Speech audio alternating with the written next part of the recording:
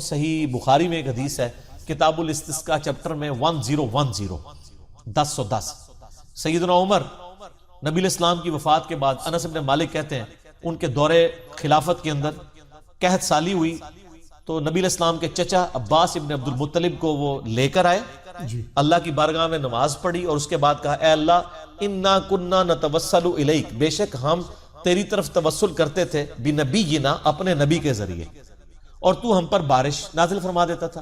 اب نبی علیہ السلام تو ظاہر دنیا سے چلے گئے، ہم ان کو فزیکلی تو نہیں پریزنٹ کر سکتے، ہم ان کے چچا کو لے کے آئے ان کی دعا کی برکت سے، یہ ہم ان کو وسیلہ بناتے ہیں تیری بارگاہ میں۔ وسیلہ سے مراد ہے وہ دعا کریں گے، نیک بندے سے دعا کروانا۔ تو انس بن مالک کہتے ہیں وہ جتنی بار کرتے ہیں تو دعا کی برکت سے بارش ہو جاتی۔ صحیح وسیلہ شخصی یہ ہے کہ کسی نیک آدمی سے جس کو آپ نیک سمجھتے ہیں دنیا میں آپ اس سے جا کے دعا کروائیں۔ باقی وسیلہ اور توسل کے صحیح احکام و مسائل پہ میرا 43 نمبر مسئلہ ہے، جس میں میں نے 6 وسیلے بتائے ہیں، 5 کتاب و سنت سے ثابت ہیں، ایک جو ہے نا وہ ثابت نہیں ہے، وہ یہی ہے یا اللہ تعالیٰ فلانے دا واسطہ فلانے دا واسطہ، نہیں ایک کوئی نہیں ہے۔ اس کے علاوہ ہے قرآن پاک میں تو آیا وَاسْتَعِينُوا بِالصَّبْرِ وَالصَّلَاةِ، نماز اور صبر کے ذریعے اللہ کی مدد چاہو۔ یہ نہیں کہ المدد یا نماز المدد یا صبر، نہیں، نماز کی برکت سے اللہ سے مانگو۔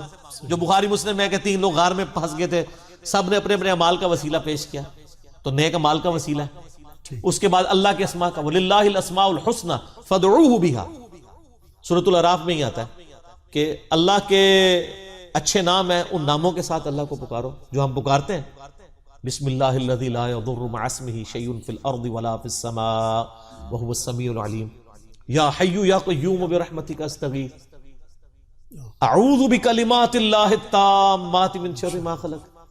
یہ دوسرا وسیلہ ہو گیا۔ تیسرا وسیلہ آلریڈی میں نے بتا دیا، نیک بندے سے دعا کروانا، ٹھیک ہے جی۔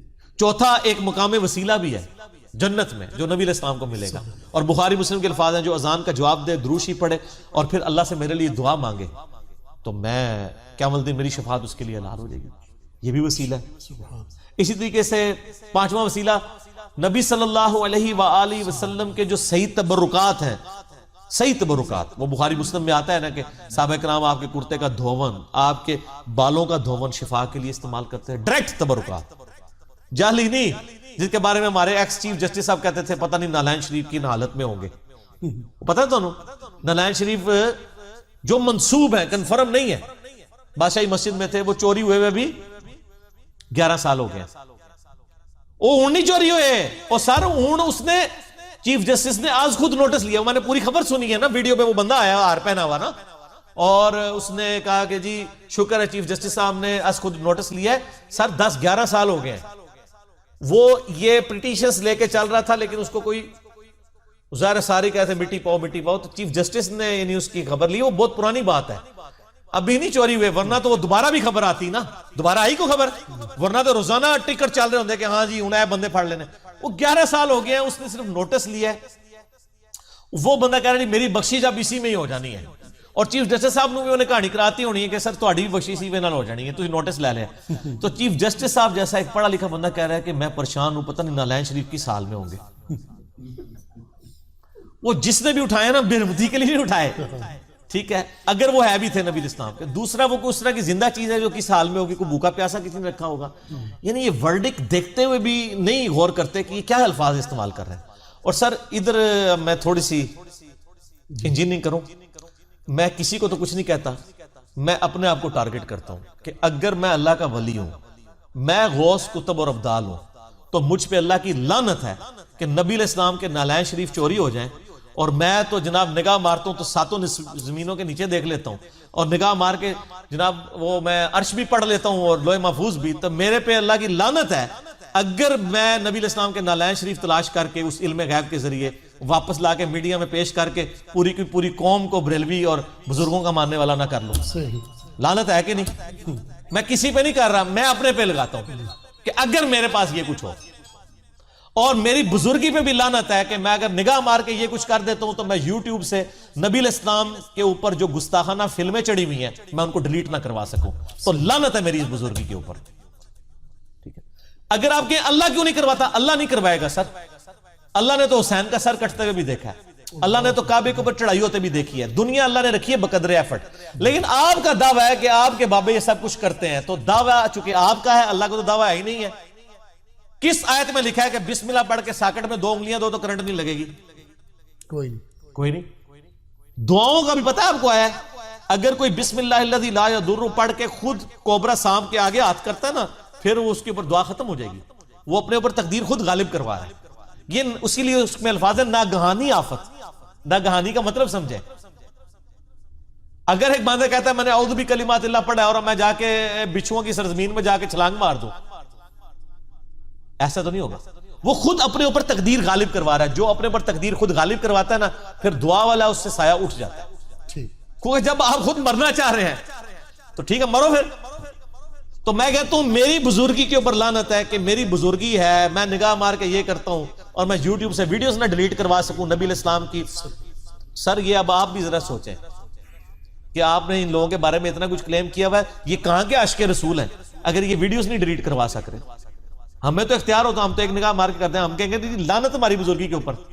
اور اس سے بھی بڑی بات, میری بزرگی پہ لعنت ہے کہ اگر میں یہ کہتا ہوں کہ امام کعبہ اور مسجد نبوی کے امام جو ہیں یہ گستاخ رسول ہیں, نجدی ہیں, تو سر میرے اوپر لعنت ہے کہ میں روزانہ 5 دفعہ اسی کعبے کی طرف منہ کر کے نماز پڑھ رہا ہوں جہاں کے اوپر گستاخوں کا قبضہ ہے. میں نگاہ مار کے ان گستاخوں کو وہاں سے ہٹا کیوں نہیں دیتا؟ ہوں ہر چیز دی انجینئرنگ ہوئے گی. دوئے پاسے کہندے نہیں وہ جی دیکھیں شیخ عبد القادر جیلانی رحمۃ اللہ علیہ کا ایک مرید تھا, آپ کو وضو کروایا کرتا تھا, ایک بار اس نے لوٹے کی جو ٹوٹی ہے نا وہ قبلہ رخ نہیں رکھی. ایک کیڑا دین ہے, ایک کیڑی آیت ہے, کیڑی حدیث ہے کہ قبلہ رخ ٹوٹی رکھنی ہے لوٹے دی؟ دسو. تو وہ جناب ان کو اتنا جلال آیا, انہوں نے ایک نگاہ مار کے نا مرید کو جلا کر بھسم کر دیا. اچھا اس کے بعد انہوں نے دوسری نگاہ لوٹے کی طرف ماری تو لوٹا پھر قبلہ رخ ہو گیا. ظاہر لوٹے نے تو نہیں سی مرنا نا, لوٹے نے کہا منو ساڑھن لگے نے, لوٹا آپ یعنی انہوں نے سیدھا کر دیا, ٹھیک ہے نا. اچھا میں یہ کہتا ہوں خدا دا نا ہے پہلی نگاہ اگر لوٹے تے بچ جاندی مرید تے بچ جاندہ نا, کیونکہ مقصد تو اچیو ہو جانا تھا. سر یہ کہانی ہے, ٹوٹلی کہانی ہے. اب حالت یہ ہے کہ یہ سارے بڑے بڑے بزرگوں کے مزارات امریکہ کی بمباری میں عراق کے اندر ڈیمیج ہوئے ہیں, کوئی کچھ نہیں کر سکا. وہ بزرگ جن کی ڈیوٹیاں تھی راوی کے پل کو, جیلم کے پل کو, سیالکوٹ کے پل کو بچانے کی, ان بزرگوں کے مزارات کے اوپر آ کے دہشت گردوں نے بم پھاڑ دیے اور بزرگ حفاظت نہیں کر سکے. وہ بزرگ جن کی کراچی کی ذمہ داری تھی کہ وہ جناب سمندر کو اوپر نہیں چڑھنے دیتے تھے. اچھا سمندر نہیں چڑھنے دیتے, لیکن جدو بارش ہو دیجئے نا تے سارا گٹروں دا پانی پورے کراچی کا پتہ سیوریج زیرو ہے, وہ نیچی جگہ ہے نا, سیوریج نہیں بزرگوں نے قابو آ رہا. سمندر روکیا, بڑا کام کیتے, چھوٹا کام ہونے کو ہو ہی نہیں رہا. اچھا مجھے بتائیں کہ آپ میں سے کوئی عام بندہ جو بالکل عام میرا جیسا نارمل مسلمان ہو, وہ اپنے گھر کی دہلیز کے اوپر یا اس سے بھی آگے وہ اپنے گھر کی بیٹھک میں کسی پوڈری کو یا چرسی کو چرس بیچنے کی اجازت دے گا؟ سر گناہگار سے گناہگار لوگ جو نماز بھی نہیں نہ پڑھتے, ان کے محلے میں بھی اگر کوئی اس طرح کے لوگ آ جائیں نا تو وہ مالک مقام کہندے نے کرایہ دار اتھوں کڈو جی ساڈے بچے خراب ہون گے. تو تواڈے سارے بزرگاں دے مزارات دے اوتے جنہاں دی ڈیوٹیاں نے لوگاں دی آخرت بنانے دی, دنیا دی بربادی دا بھی سارا سامان اوتھے وک رہا ہے. آپ ذرا وہ دیکھ لینا سریام پروگرام میں جو کیا نام ہے اس کا, اقرار الحسن مجاہد ورلڈ ہے, دیکھیں جو کھڑے لوگ ہیں ان کو کھڑے لوگ پسند آتے ہیں, دلیر آدمی ہے. تو اس نے وہ سارا وہ کراچی والے مزار کا بھی کچا چٹا کھول دیا کہ ساری فیون یہ وہ.